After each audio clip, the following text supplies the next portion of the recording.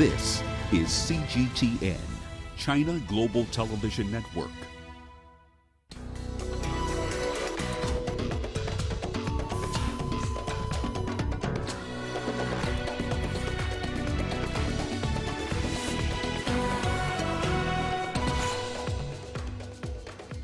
Niger votes in presidential runoff to usher in first democratic transition.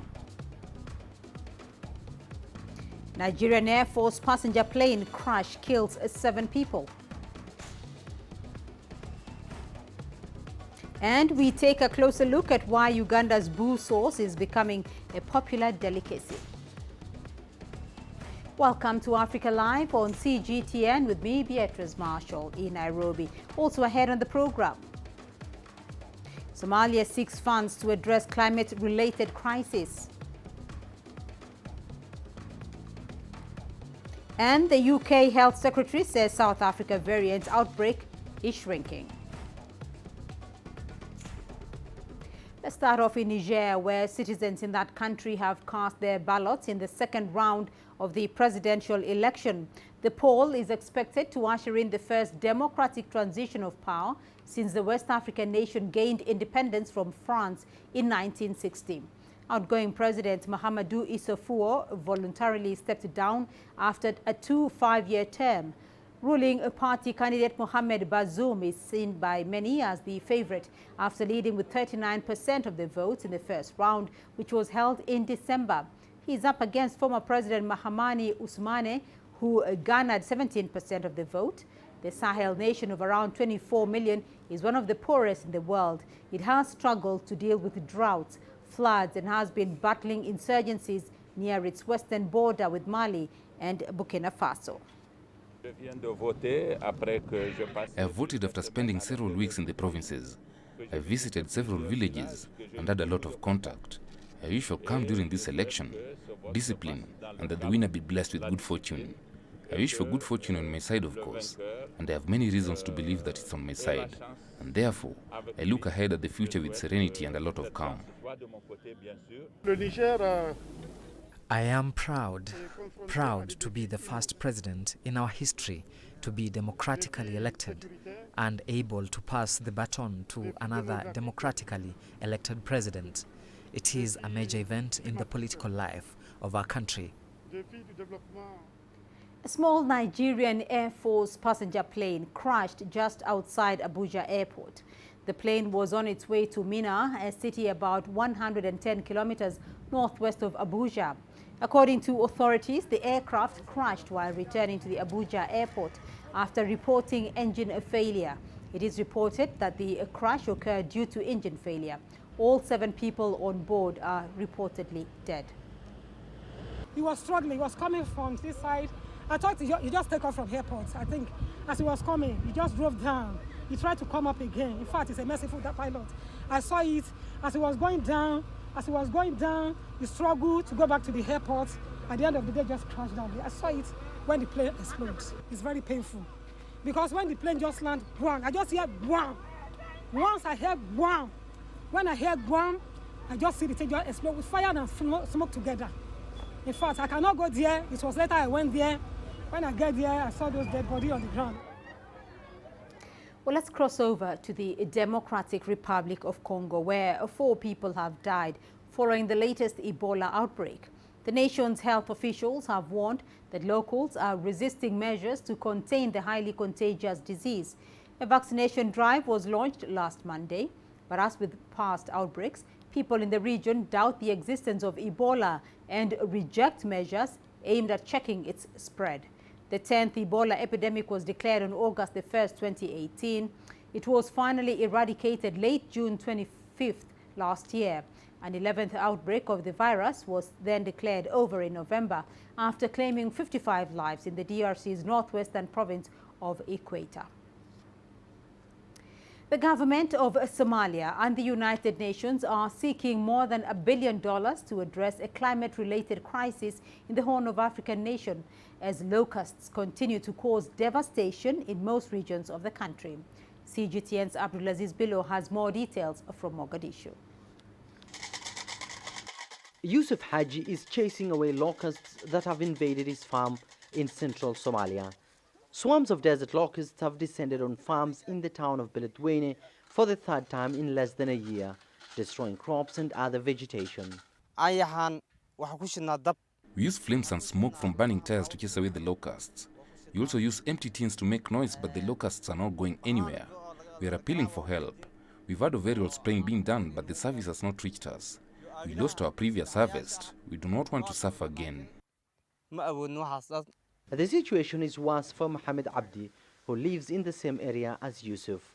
Young hoppers unable to fly have ravaged his entire farm, leaving him with nothing to harvest. There is nothing left for me to harvest. A swarm of locusts has destroyed my tomatoes, pepper and pawpaw. The locusts move occasionally, but they return once there is something that they can eat on our farms. The United Nations Food and Agriculture Organization has warned that poor rainfall, flooding and desert locusts are contributing to extreme food insecurity in Somalia. Up to 2.6 million people have been affected, with the situation expected to worsen mid this year. Food insecurity is expected to worsen, driven by the effects of localized floods, below average rainfall, and a worsening desert locust infestation with an estimated 2.7 million people expected to face crisis or emergency levels of food insecurity by mid-2021. The federal government and the United Nations have appealed for more than $1 billion in humanitarian assistance as a climate-related crisis continues to affect millions across the country. The 2021 HRP aims to assist 4 million people with humanitarian aid, including IDPs, refugees, and returnees. The plan requires $1.09 billion, a slight increase from the $1.01 billion requested in 2020. Heavy rainfall is expected later in April, and authorities are concerned that it will cause flooding, especially in riparian areas. Mogadishu has declared a second state of emergency more than a year after a swarm of desert locusts first arrived in the country. Locals are now reporting new sightings of swarms in new areas, further affecting government's efforts of combating the crop-eating insects. Abdul Aziz Bilon, CGTN, Mogadishu, Somalia. Well, let's take a look at the latest coronavirus figures from the continent.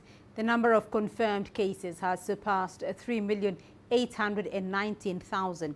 According to the Africa Centers for Disease Control and Prevention, the death toll related to the pandemic currently stands at just over 100,900.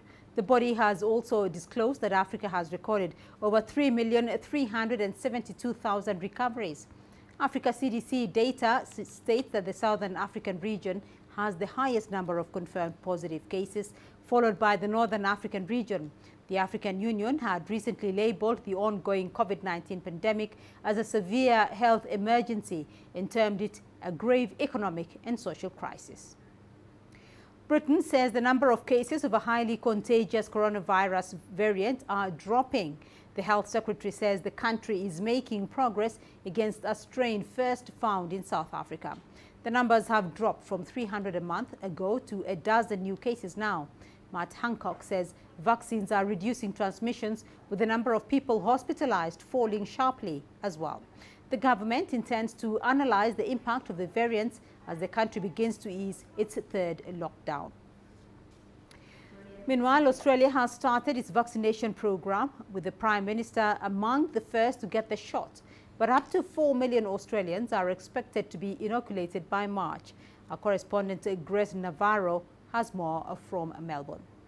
On a day when a lot of Australians were focusing on the Australian Open taking place here in Melbourne, and in particular the men's finals are taking place Sunday night, the Prime Minister and a small group of people were actually getting their first vaccination shots. Now, the official rollout for Australia begins on Monday, but the Prime Minister and a couple of other people were touring a facility in Sydney, a vaccination site, and they decided to, in their words, use it to show people what it's like, what the experience is like, and to encourage as many Australians as possible. Included in that group was an 84-year-old World War II survivor. Now, as I mentioned, the official rollout kicks off on Monday all across the country. Tens of thousands of people will be getting their first shots. Now, these are mainly frontline workers as well as healthcare workers. They'll receive the Pfizer vaccine, the AstraZeneca vaccine, which will go to the majority of Australians. It's something that will actually be produced right here in Melbourne. As far as epidemiologists are concerned, they want to see at least 85% of the population vaccinated. They said that that's the only way to see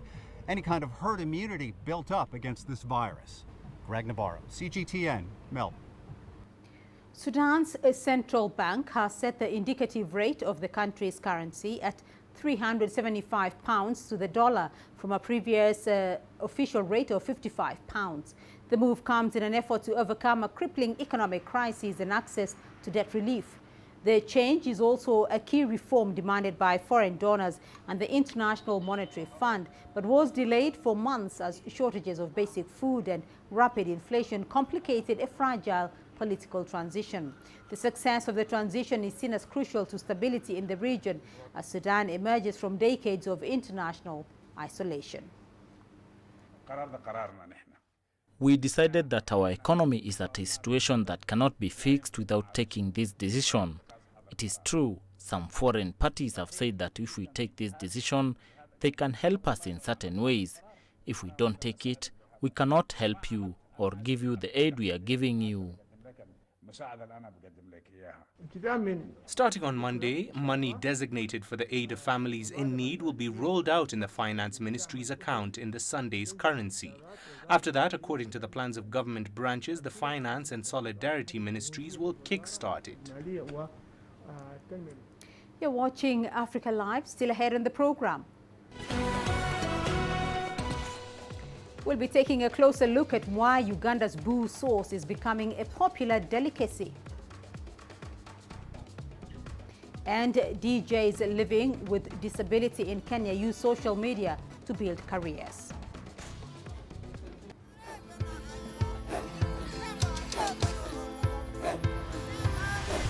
Africa is a continent of diversity, with varied climates and enchanting geography, and a people so distinct, but with a shared enduring spirit.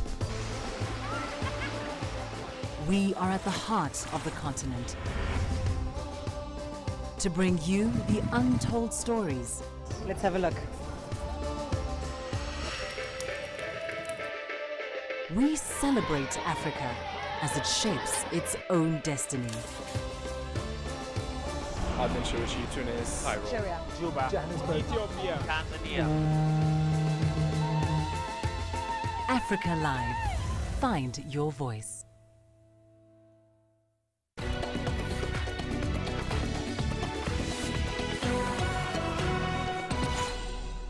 Well, let's go to Uganda now, where more people are being more mindful about what they eat. In the northern parts of the country, boo sauce is constantly making its way to dinner tables, and for good reason. Here's CGTN's Leon Senyange.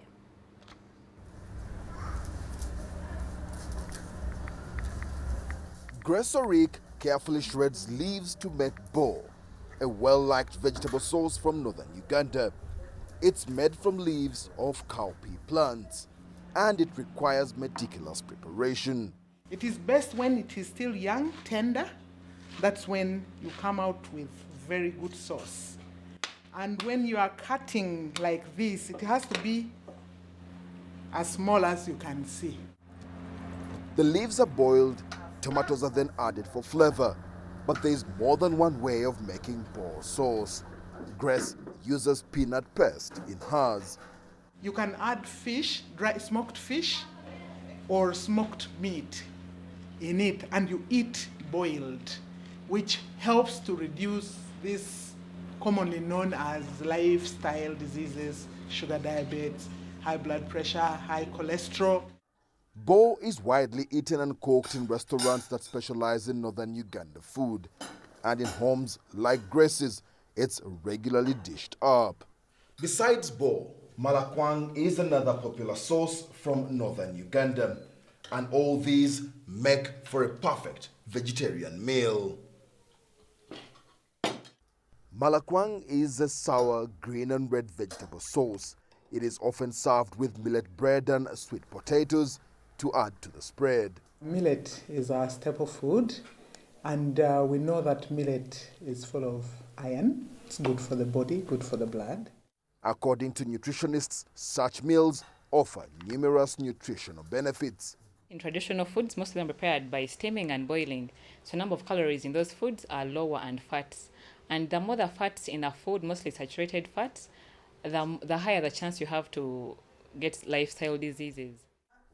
Despite Uganda's diverse cuisine, ailments associated with unhealthy eating are responsible for some deaths. According to a Ministry of Health survey, non-communicable diseases like hypertension, heart diseases, and even diabetes account for 40% of lives lost in the country. Experts say that can change if people eat well. For Grace and her family, Bo could keep the doctor away. Leon Sanyange, CGTN, Kampala, Uganda. 2 Kenyan DJs living with disabilities have been growing a loyal online following. They say it was the country's COVID-19 restrictions that helped to jumpstart their careers. CGTN's Enoch Sikolia finds out more about how they are overcoming social discrimination.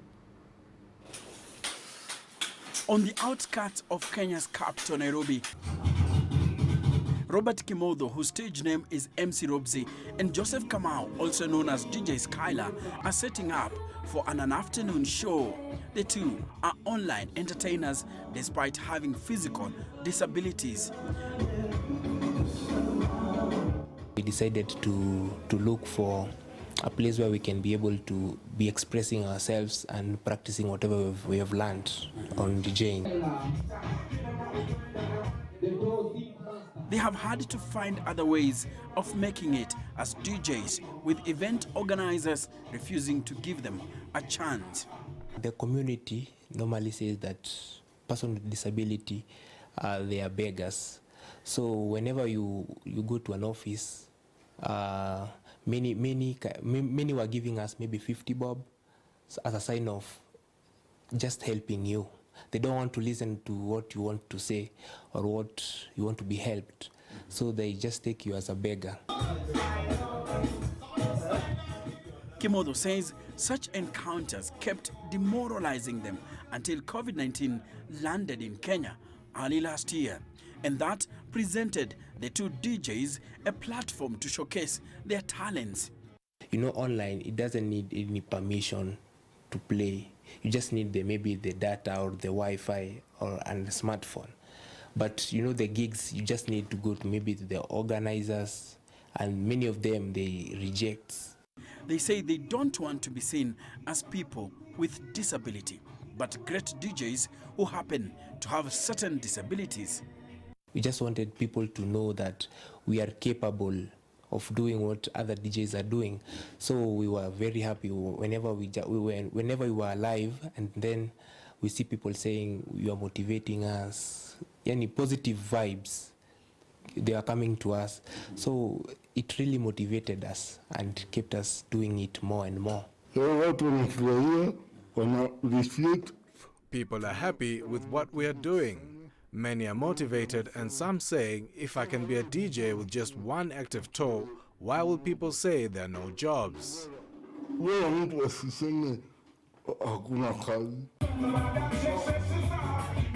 Like other aspiring DJs out there, the duo want to continue developing their craft and hope to one day perform at live events.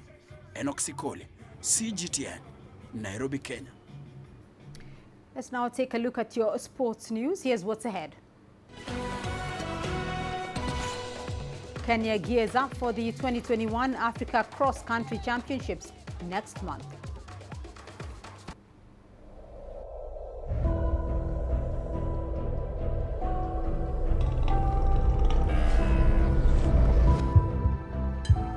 It's just taken me completely out of my depth, but at the same time it's exciting.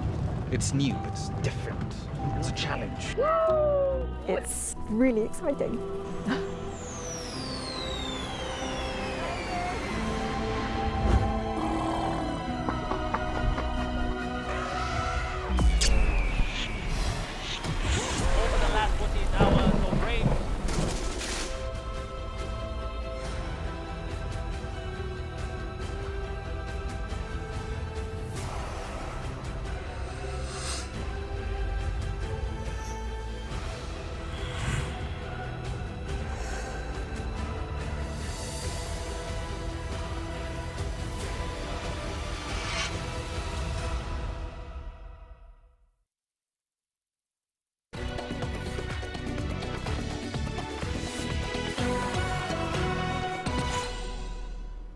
Let's start